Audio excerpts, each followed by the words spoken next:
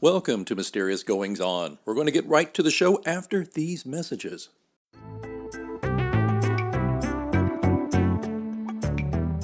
You know, I love podcasting. I have since 2006, back when you had to use like a Dixie cup with string to make the thing work. And that's why I'm so excited that we recently moved Mysterious Goings On to Anchor FM to record our podcast. I gotta tell you, I don't regret it a bit. If you haven't heard about Anchor, it's the easiest way to make a podcast. Let me explain. First of all, it's free. There's creation tools that allow you to record and edit your podcast right from your phone or computer. Anchor will distribute your podcast for you so it can be heard on Spotify, Apple Podcasts, and many more. And you can make money from your podcast with no minimum listenership. It's everything you need to make a podcast all in one place. I'm not going to lie to you, when I first heard about Anchor, I was a little dubious because I've been doing it the hard way for so long. But I got to tell you, it's very easy. Use a Stripe account. Get sponsors. You're not paying monthly hosting fees. The sound quality is great. The distribution is phenomenal. Friends, download the free Anchor app today if you want to start your own podcast, or go to anchor.fm to get started. Remember, you heard it here first on Mysterious Goings On.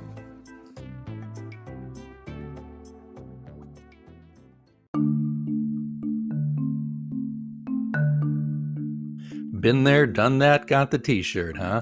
Not quite Mysterious Goings On, listeners. You probably haven't got the brand new Mysterious Goings On official t-shirt. This is a quality cotton t-shirt coming in a premium unisex tee version and a women's slim fit tee version in all the sizes you could possibly need. These are great quality shirts coming in a variety of colors, including dark heather gray, black, charcoal, maroon. And on the women's t-shirt, we come in dark heather gray, black, charcoal, indigo, and midnight navy. There you go. Check them out. They are in the show notes. The link is right there. They're being sold on Bonfire. They're typically sold in batches, and they'll come at you pretty quickly. All the instructions are on the website. The link is in the show notes here or at mgopod.com. Again, show the world, well, at least show the world on Zoom, or show the world when we can finally really get out and about. Show the world that you have some mysterious goings-ons of your own by wearing our t-shirt, and help support this show. Thank you so much. The Sopranos was a blend of drama, humor, sex, and betrayal, and it is darkly comic undertones throughout.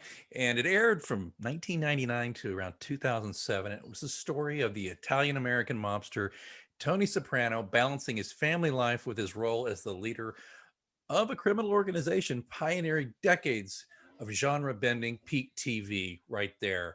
And that was 20 plus years ago that this thing first debuted. Well, now it's 2021 and it's still one of the hottest shows on TV. HBO reported a 200% increase in viewers. Lockdown has something to do with that, of course. So maybe now's the time for you to watch or rewatch. But when you do that, you got to unleash your inner soprano and relive all your favorite moments with this companion guide to the award-winning television series, The Sopranos. It's all coming your way. It's called Off the Back of a Truck. It's the unofficial contraband for the Sopranos fan, and it takes you one step further into the world of Tony and his family, and it offers an Italian potluck of fresh and fun takes that any true fan could get lost in for hours. And we are so excited to have Nick Braccia here. He is the author of the book. Nick is, my gosh, he is as accomplished as Tony Soprano in so many ways. He's an award-winning writer, director, and producer. He co-created and co-executive produced the horror podcast Video Palace for Shudder, which, by the way, I'm a subscriber. Thank you very much. And he's working in a marketing agency, Campfire. He helped develop immersive narrative experiences for TV shows like Outcast, Sense8, Watchmen, The Man in the High Castle, Westworld, and The Purge. He's a member of the Producers Guild of America, and he's right here on Mysterious Goings On. Welcome, Nick. Well, Alex, thanks for having me. I love things both mysterious and goings on. So The big mystery actually of the show is what happened to the hyphen between goings and on. oh. But but you know, what can I do? What can I do about it? What are you gonna do? What are you gonna do? Nick, I gotta tell you, I watched back in the day. I had HBO, and I think at that time I probably had HBO specifically to watch The Sopranos. And I mean, I loved all the stuff that kind of led up to that. I liked, I liked Goodfellas, and I liked the Scorsese movies, and I liked The Godfather, of course, all of that stuff. But The Sopranos was different. It reached me in a different way. Those other things seemed at a remove, but The Sopranos seemed to be just right here. Like these people could be the next street over. What's your relationship to the show? Yeah, it's it's funny because I didn't watch the first season when it aired. I ended up catching up and starting, I think, in season 3, but the show was released during a real crux in my life. Was a year or two out of college. I was just starting to live on my own. I'm from the tri-state area where the show takes place. I grew up in southern Connecticut, which I know is not Jersey, but East Coasters will know. People not in the East Coast will know. It's so small around here that the tri-state, and I know there's many tri-state areas in the country, but the New York, New Jersey, Connecticut tri-state area basically works like this. Anybody who's 45 minutes to an hour outside of Manhattan by train or car, it's sort of a shared commuter culture. It's generally, but not always, affluent. And you've got distinctions between the North Jersey guys and kids, the Long Island, the Rockland and Westchester, and then where I'm from, a little bit further north. So basically, and also being a third, I guess I'm third generation Italian American immigrant, and knowing that story, it resonated in multiple ways. It really, for me, is spoke so beautifully to and satirized what I would describe as American, and more specifically tri-state area consumerism. Some of the film you mentioned, The Godfather is the real immigrant story tragedy, but it's coming in from the very beginning, where we see Vito in Godfather 2 land at Ellis Island and get his name. And as Tony says at the beginning of The Sopranos, he feels like he's coming in at the end of this thing, and it's for him, it's the end of the millennium, it's the end of the garbage business, but it's also, I think, the end of the immigrant family experience. So in all of those ways, and through all of those lenses, it always appealed and resonated with me. You used a word earlier, and this is something when I read the book that, as learned about pop culture as I seem to think I am sometimes, I did not think of this word when I originally saw The Sopranos, but after reading the book, I embrace it, and that word is satire. Mm-hmm. I don't think most people think of it that way. They don't, and it's a drama and a comedy, but most of all, in there is the core idea, and this isn't from the first episode to the last episode, that as it's very difficult for all humans to change, but specifically Americans, specifically consumerist Americans, to get off that treadmill, even when a more comfortable or easier or more fulfilling life might just be on the other end of a couple of key decisions. There's incredible amounts of resistance to it, and I think that's one of the great follies of our time, and I think one of the core ideas of the show. Yeah, and I want to get deeper into that in a moment. First, I think we should talk about how this book is constructed. First of all, I mean, yes, it's not just you; it's you and some pretty brilliant critics and writers and thinkers, and you all weighing in on this. And what I love about this, you do everything from talk about specific episodes to breaking down and rating all 92 murders or deaths, at least, yes, that occurred in this series. And I got to tell you, Nick, when I first got word of this or got wind of this book, that's what I thought it was going to be, was just that. And I was like, oh, well, that sounds fun. Okay.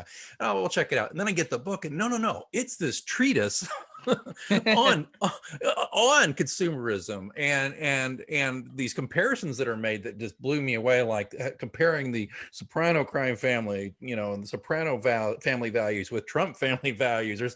There's all these different very well considered positions on this. And then of course you also have, which I think is an incredible part of the book, is you have this this breakdown, or this discussion, this printed discussion between you and several others about what really happened in the last episode, which we can get to. But I wanted to just get there first with the bones of this. How did you arrive at the structure of the book? Did you initially start with just, let's just do the murders, or did you have this other idea? Let me know how'd that go? Yeah. It's funny because in my day job, I came up as a copywriter and creative director, and I'm often in what I would call production. Like how is this idea that we've sold in going to come to life? And this book was an opportunity that came to me while I was working a full-time job. It happened, it's funny, in the late 90s, I was working at Simon & Schuster, which is now my publisher. And as an international sales associate for peanuts, my very first job. And I was up at a meeting at HBO one day, and I guess, it's 2021 now. It would have been in early 2019. I was up at HBO for a meeting about Watchmen. And at the time, before they moved, HBO corporate moved to Hudson Yards, they were in Bryant Park. So that's near 6th Avenue and 42nd Street in New York, right down the street from Simon & Schuster, which is up on 49th. My office was in Tribeca, and I'm like, I really don't want to go back down to the office. So I called a buddy of mine, Sam Ford, who I've known for quite a while, who works at Tiller Press, and said, hey, I'd love to finish my work and just use your internet. Can I just camp out in your office? So he let me do that. And I had been up there before, but I, in that visit, ended up in a extended conversation with the publisher of Tiller Press, Teresa DeMasi, just by happenstance, and started riffing ideas for books for fun. They were just, I was talking to them. They were picking my brain a little bit about where I thought there were, because I am a marketer, where I thought there were opportunities. And we started talking about peak TV, and then the conversation turned to The Sopranos, and she lit up and I lit up, and we talked about The Sopranos for an hour or so. Her children had gone to school, or the same school with James Gandolfini's son, so she had been friendly with Gandolfini during that time. And we just had this great conversation. And at some point I said, there's the movie coming out, The Many Saints of Newark, because it had been announced at that point. And we just kind of left it at that. And I thought I'd left them with an interesting idea for a book, and I didn't think anything more of it. A couple months later, I guess, I get an email and says, do you want to come back up to discuss the Sopranos book? I'm like, what Sopranos book? And I riffed with them about what the book could be. And the next day, this had become real. Now, the reason I bring all that up, and to tie it back to me thinking in terms of production, the timeline wasn't crazy aggressive, but it was aggressive enough that I was concerned about whether or not I could take the load of the entire book on my own. But I also thought this is potentially a once in a lifetime opportunity. I've got many close friends, some I've known for a quarter century in real life, who are very close to me and very brilliant. And in the case of Steve Weinberg, who I consider the godfather of this book, no pun intended, was my mentor and teacher and remains a close friend. I was like, how about, why don't I basically conceive of this book as a party, and I host it, and I write it, I can write half of it or 2/3 of it or whatever, but all the pressure won't be on me, and people won't get sick of my voice because I can invite this eclectic group of a dozen people. And at first there were ideas like, oh, who are we going to get? We're going to get Anthony Scaramucci. We're going to get Michael Imperial. We had all these crazy ideas. And then it's like, no, let me write this with people that I can reach out to, that I know. There's not a lot of money involved, and make it a real, seriously, these are the people I would call if I was throwing an invite, if I was having a Sopranos party. Some I've known on social media and have just read their work for years, and others are people I'm very close with.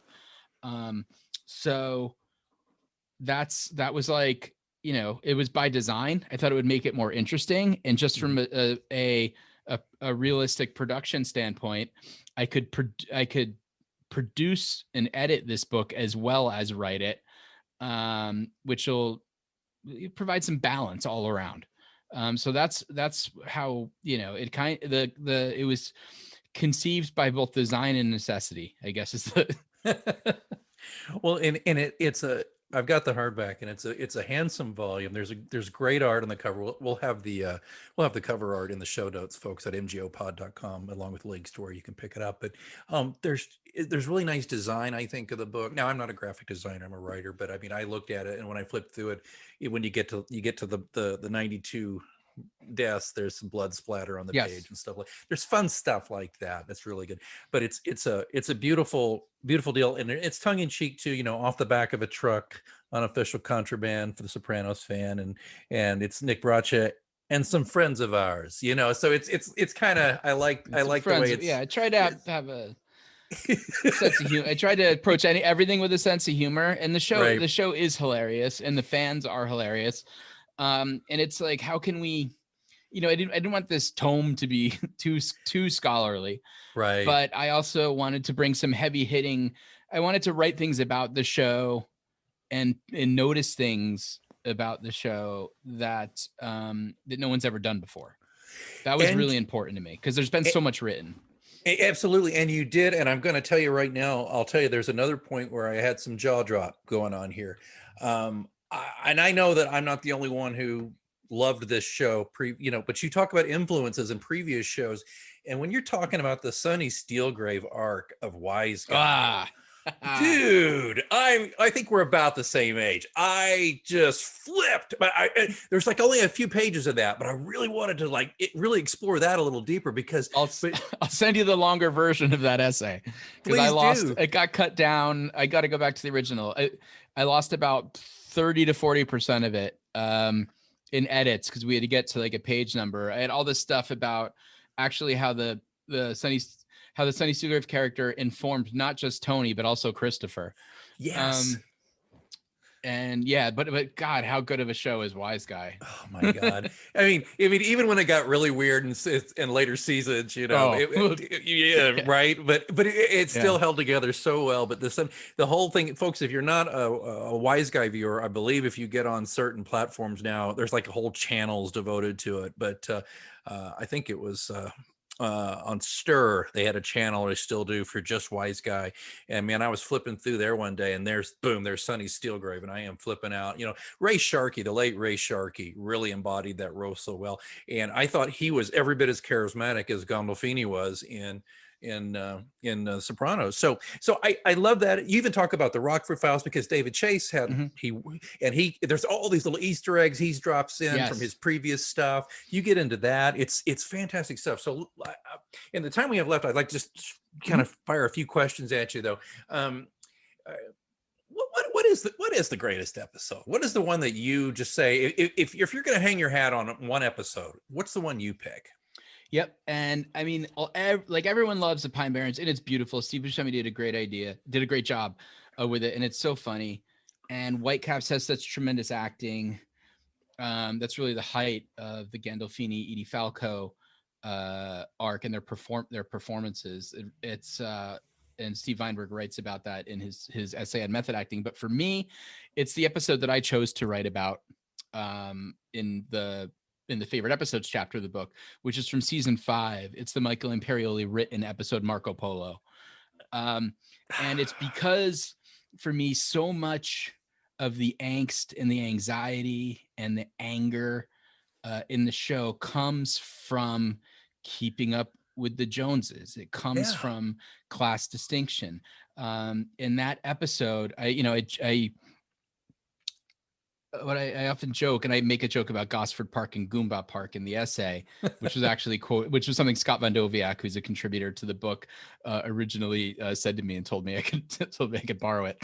But I joke that in North Jersey and in America, it's not as clean as Downton Abbey, where you got your upstairs and you got your downstairs. It's not like that, and there's all this residual tension. and just grief and anger that comes out of it. And it's all it comes together in this episode. For listeners, the conceit of this episode is that there's a surprise birthday party for Carmela's father, who's either turning 70 or 75. I can't remember. So they host the party in the backyard, and Tony is going to be co-host. Him and Carmela are separated at the time, but his father-in-law loves him so much.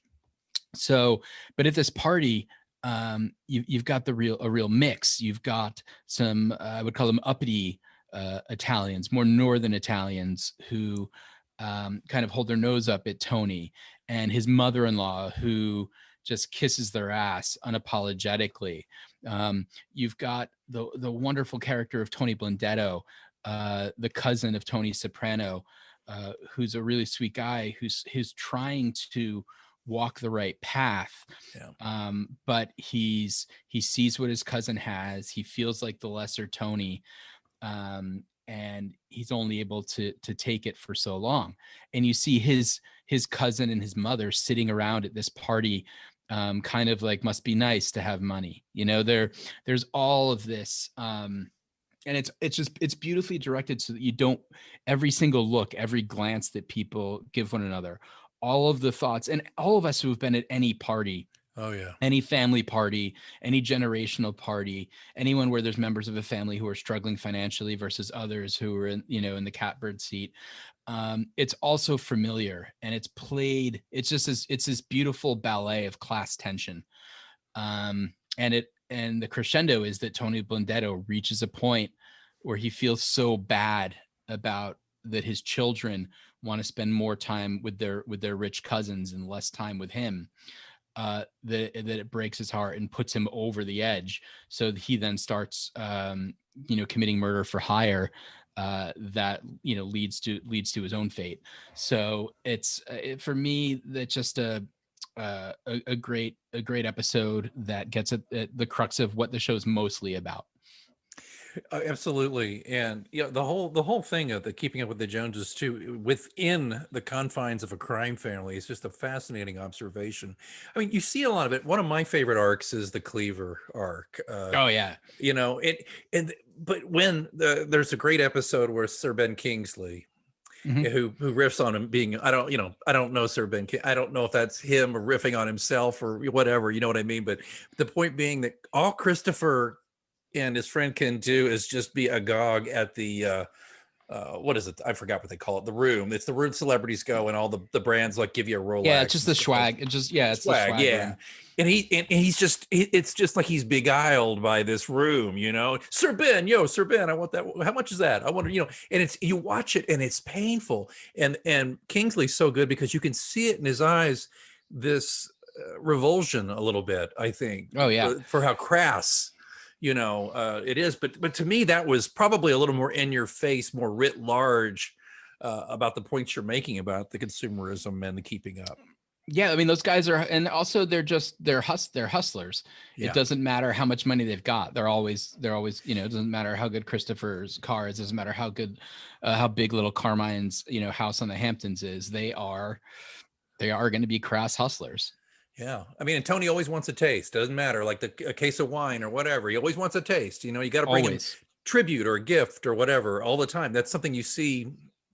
The Godfather, they pass the tray around at the meeting, I believe. I don't know if that's the exact same thing, but people pick a ring off there and those things. So I saw that, but I got to tell you, Nick, I just never completely put those glasses on, so to speak, when I watched it the way you've done here and the way you've illuminated this. What do you think, though? What do you think? Where does the Sopranos? I mean, it's incredible that here we are, 21 years after it first aired. Okay, after it first aired, not after it ended.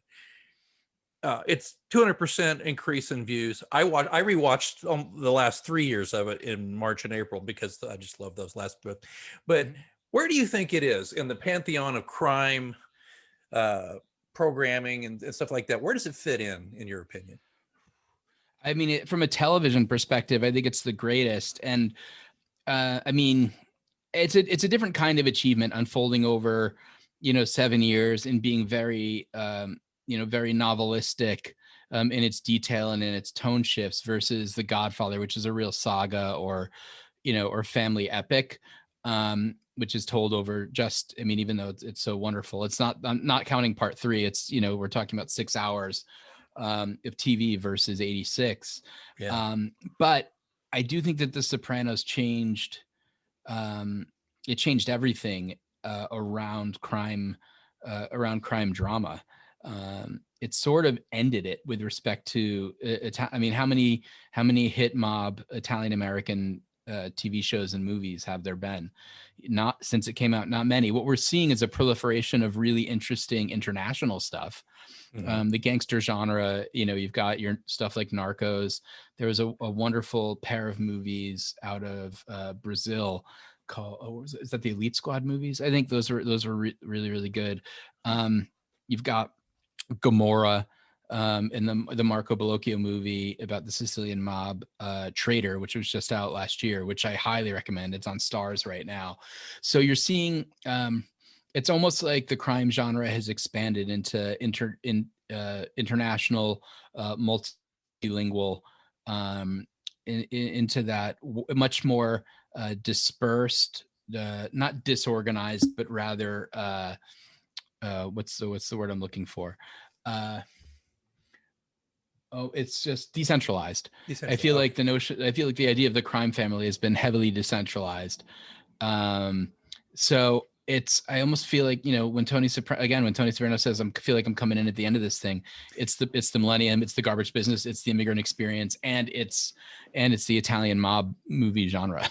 It is. And speaking of the end of this thing, we got to go there before we go. I folks, if you don't know how the series ends, you might want to plug your ears or just go watch the whole series and then come back to this moment.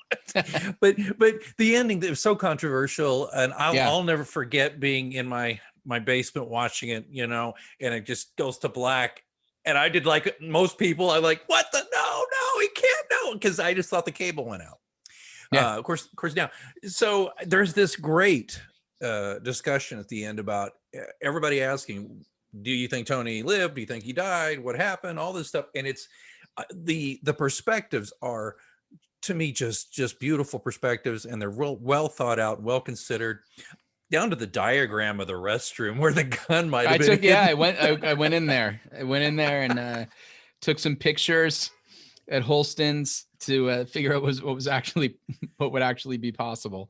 Did you have some onion rings while you were there? I did have some onion rings while I was there. I went during Sopranos Con. I did a little pilgrimage over there, and it's quite a nice, fun little ice cream parlor and restaurant.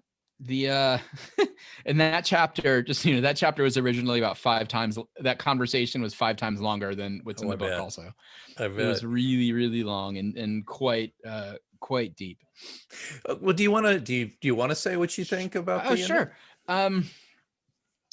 I believe that in Mark DiLello, in his essay on he's both Mark's in the conversation along with Fred Gardeffi, Hannah McGill from Scotland, Scott Van Doviak, Phil Dice Nugent, Andy Cambria.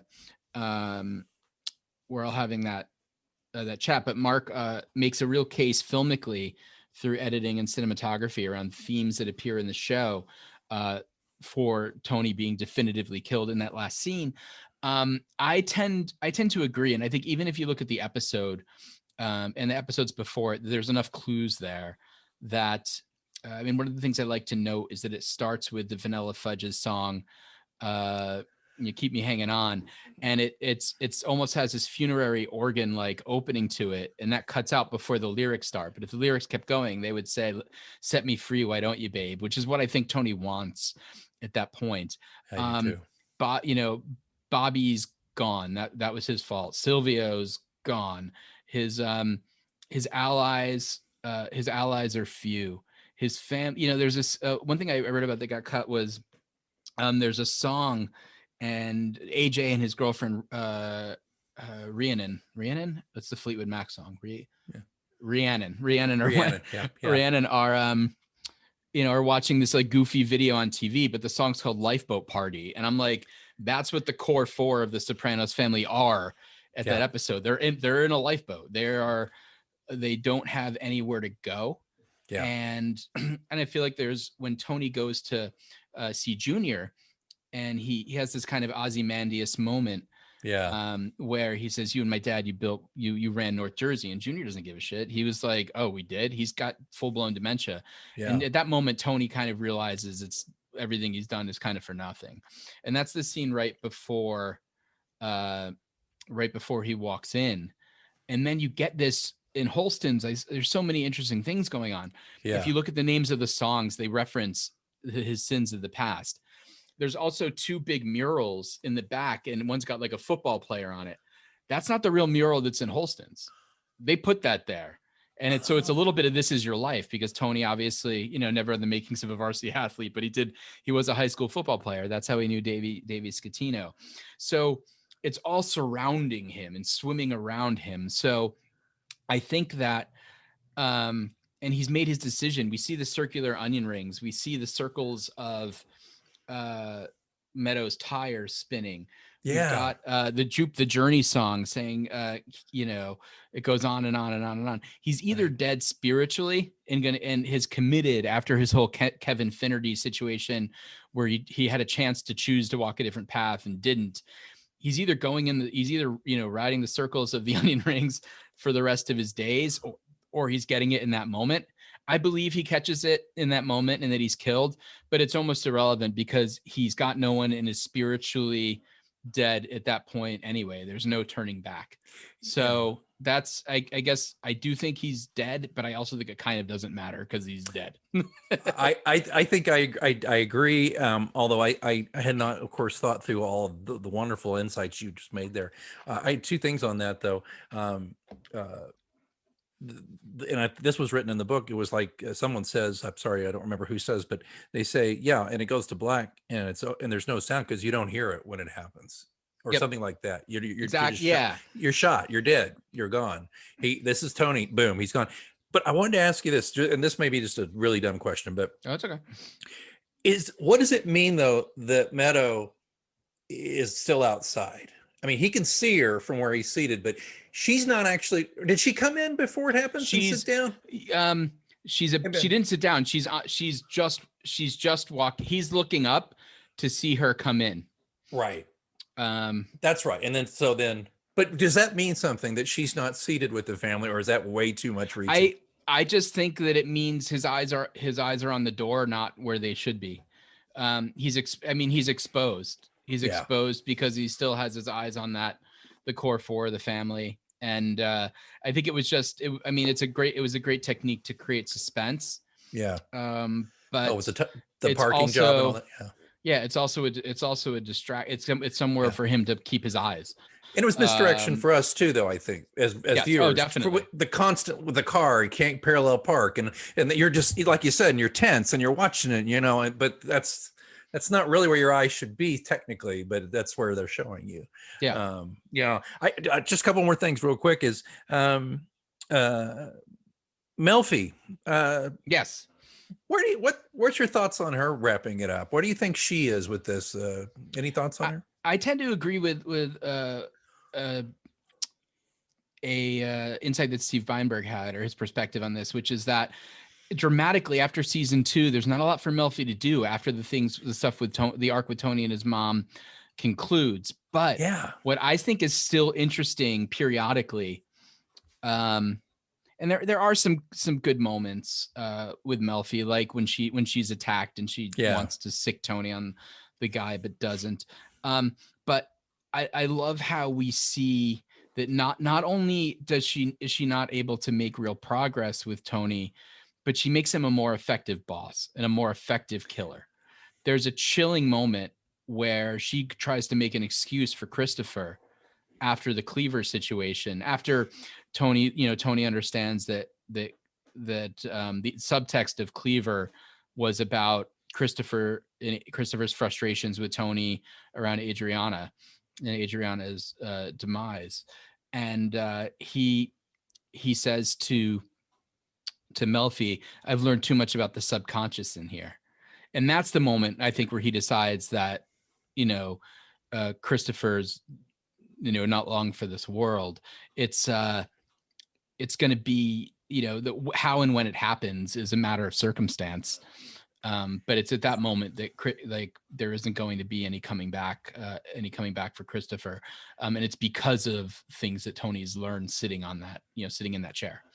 Yeah, and that observation creeped me out. So it's such a good chilling. observation. Very oh chilling. my God. Yeah, and is that why? By the way, you made a good point about is that Melfi didn't have a hell of a lot to do because unfortunately Olivia died. Kind of nobody. Nancy Marchand died. That's why she's out. But is that why they brought Peter Bogdanovich in?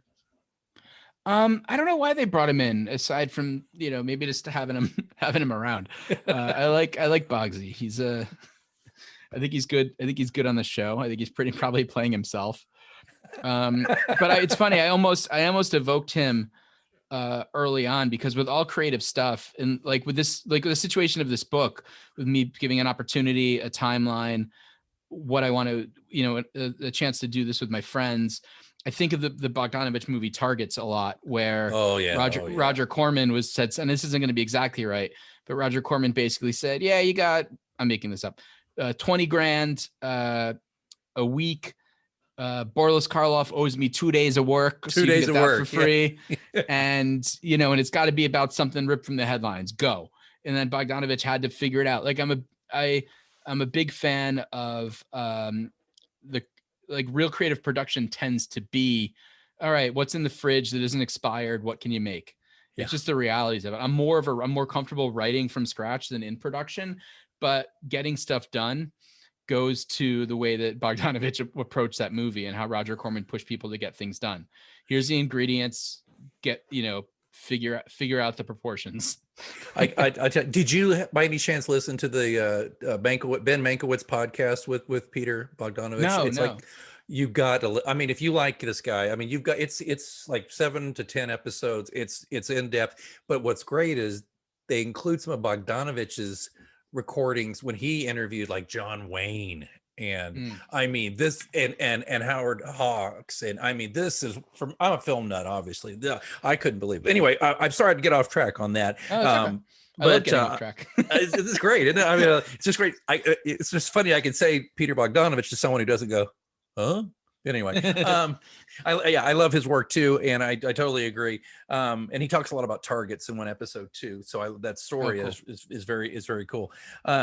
But as we're wrapping there, I just wanted to kind of follow that up. But I think this is a marvelous book. I wish we had more time, but how do we get this here book? Where do you find it? It's wherever fine books are sold. It's on they've got a site I have a page on Simon & Schuster that shows several retailers. It's not just, it's bit.ly / Sopranos book, but you can find it any indie bookstore, Barnes and Nobles, Amazon. They're giving it pretty good distribution. I was expecting the movie to come out in 2 months, during which there was going to be another promotional push, but for the second time, the movie's been delayed. It's now coming out September 24th. Okay. The Many Saints of Newark. So I'll be around pushing this thing for the next 10 months. I'd love to park a truck in Little Italy and give away a bunch of copies, but I'm trying to figure out how to swing that. That's a great marketing idea. Pick it up, leave a review. People let me know what they think. Listen, this was a bucket list project for me. I love The Sopranos. I love writing. I love the people that I collaborated with. And for me, more than anything, it's an example of in a month I'll be 45 years old. We're not you get opportunities, there's things that you want to do, right? Do them. It was fun, it was difficult, but it wasn't as hard as I thought it would be. And I loved the show beforehand. I had watched the whole thing through maybe three or four times. Like what I love talking about specifically is the Ralph Cifaretto essay that I wrote in the death chapter. Because the death chapter is the only chapter I wrote completely by myself. Those 92 deaths. And I had watched that episode 4 or 5 times. Then I watched it a 6th time, and it unlocked things that David Chase, I believe, was doing in there that had never occurred to me before. So the show is really a gift that keeps on giving. and there's just so much to enjoy. It's so rich. If I go back and watch it again, I'm absolutely positive I could write another book and never say the same thing twice. Holy cow. Well, that might be pushing it, but No, so you might want to try. I mean, I'm telling you, folks, you got to get this book. It's great. Even if you're not in The Sopranos, you probably know somebody who is. It's never too early to shop for Christmas. There'll be links in the show notes. I mean, it's as tasty as a gabagool with extra peppers. Gabagool with an extra peppers, and you got to get that. But check the show notes at mgopod.com for all this. Nick Braccia, I could go on with you. I think it's just brilliant. I've got to get on your podcast, your Video Palace pod. The Video Palace was fiction. That was a 10-episode fiction podcast on Shudder. It's also a book that came out in October called Video Palace in Search of the Eyeless Man. That one I mostly edited and wrote some. It's billed as being written by Maynard Wills, but Maynard Wills is a fictional character that we created in the Video Palace world. It's this. I did it with my creative partner Mike Manello, who is one of the guys that made the Blair Witch Project in a long time. I've been working with Mike on and off for almost a decade. So Video Palace is kind of I describe it as like Stranger Things meets Serial. Kind of podcast. Check it out on Shudder, though. I think you'll dig it. And then the subsequent book was a project we put together this year, pulling in a bunch of great horror writers to give their spin on our mythos. There was a special on Shudder about various horror scenes, or was it right? My gosh, I'm blanking on this. I'm wondering if you were in it. Did you appear in a documentary, or was there? I have not. I watch a lot of them, and I watched Cursed, which is terrific about movies where bad things happen. There is one where Cursed is great. There's some other stuff that I feel like one of our Video Palace collaborators, Graham Skipper, who's an actor, director, and writer, appeared in, and Graham and I actually look quite a bit alike. I shaved today because usually both he and I have a beard. So it might have been him. Okay, yeah, but, maybe. Seriously, he's a brother from another mother. Really, wonderful guy. What was I going? Oh, so and then I do this MMA podcast because I'm a UFC nut. But I'd love to. So I'm not hosting anything pop culture centric or writer centric right now. But I'm I'm happy to chat anytime. I obviously love talking about this stuff. It sounds great. It sounds great. Well, I'm not gonna lose your number then, hang out.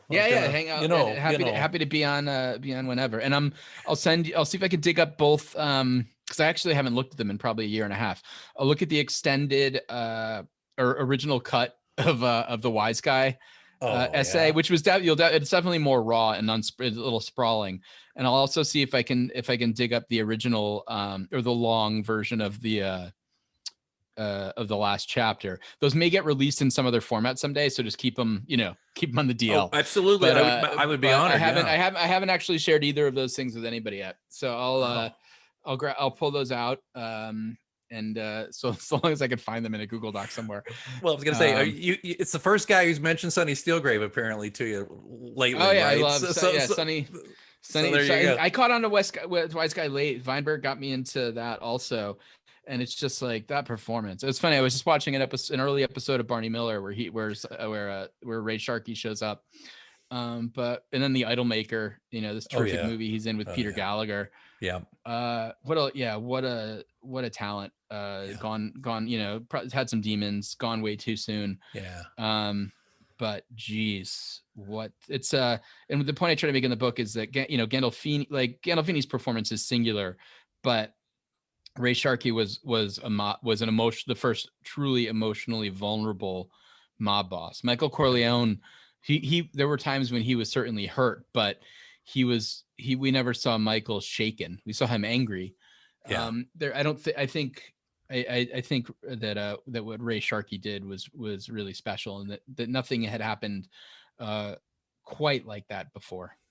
Not at all. So folks, you've got plenty of stuff here to dig into here, not the least of which, again, though, get into Wise Guy, the first season, Nights in White Satin. By the way, there's a second season. You got a lot of actors you may recognize, but anyway, there's a lot of them who got their start on that show, and it's fantastic. But not the least of which, get off the back of a truck, Unofficial Contraband for the Sopranos Fan. Nick Braccia, and some friends of ours. Nick, you've honored us so much. Thanks for appearing on Mysterious Goings On. I'm humbled. Thank you so much for having me, Alex. It's a pleasure talking. We could go on for 4 or 5 hours if you had the time, and I didn't have a bunch of copywriting to do. I think that's about right, my brother. Hey, all right. Well, we'll talk to you soon. Take care. Thanks, Alex.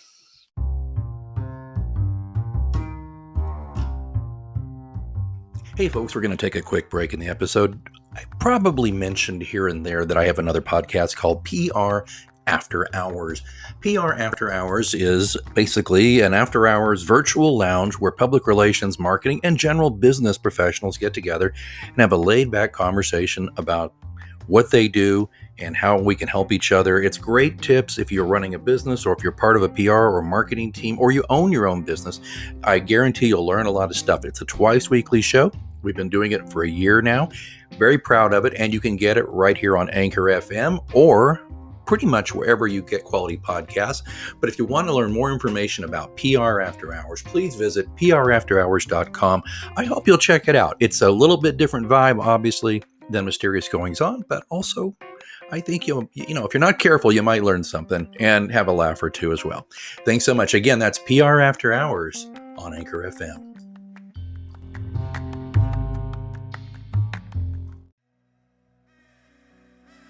Thanks so much for listening to Mysterious Goings On. Don't forget we have a complete archive of all of our interviews, monologues, updates, live readings, dead readings. All of that stuff is available at mgopod.com. And of course, don't forget to subscribe to us so you never miss an episode. We're on Apple Podcasts, Spotify, all the usual suspects. Please join us there. Again, don't forget, mgopod.com also has links where to find me on social media and how to get in touch in case you want to be a guest here on the show. Well, I think it's time that I move on for this week, but until next time, keep reading.